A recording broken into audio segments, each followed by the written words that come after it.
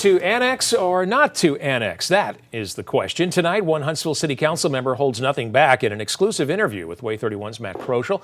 Frances Akridge isn't running again. Her time on City Council ends this fall. So now she is talking about her deep concerns over how the city is choosing to grow. And Matt joins us live in the studio. Matt, no secret, obviously Huntsville's expanding, but Akridge says the future council needs to keep that growth in check. And Dan, her reasoning, the cost behind that growth and the burden that the city faces to provide those services for new territory.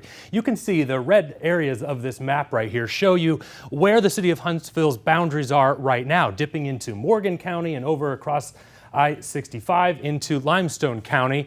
Tonight, the warning to future council members on the annexation question.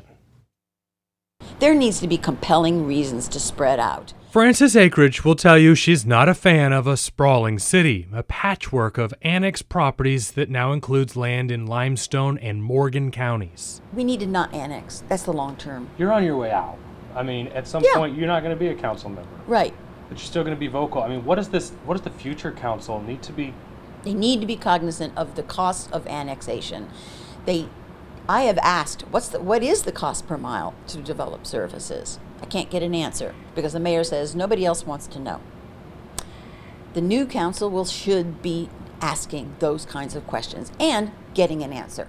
Akridge alleges she was not given the information, so I took those questions to the city today. I'm told there isn't a set price because every annexation request is different. Factors like if the area is already served by roads, located within an existing fire station service area, and so on. Akridge has voted in favor of some annexation during her time on council.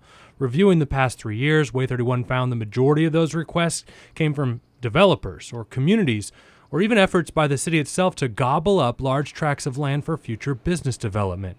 Akridge points to efforts earlier this year to annex hundreds of acres near Gurley in western Madison County. Way 31 learning in the end that deal fell through to lure a massive industrial manufacturing plant to the area off Highway 72. I was not in favor of it. I understood the economic interest and jobs, but it can be there without it being in the city.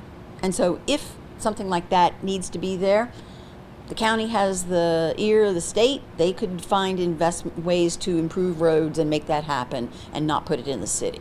The annexation process is dictated by state law. With several paths forward, only one of those maneuvers can be used to annex property against the desires of residents in the area, and that requires local state lawmakers to act. The other methods require unanimous consent of property owners. The more you annex, the more expensive it is for a city. Akridge prefers increasing density and redeveloping properties that are already a part of the city limits. She thinks adding police officers and firefighters, building new fire stations, and increasing infrastructure isn't the right move forward and cautions future council members to ask more questions. I'm Matt Kroschel, Way 31 News. Thanks, Matt. And from the get-go, the big question needs answered: whether the land to be annexed touches the existing city limits, whether or not it is outside the corporate limits or police jurisdictions of other cities. Huntsville city officials say they sometimes receive dozens of requests to annex every year. All of them go through a review process, and ultimately it's the full city council that votes to approve any annexation.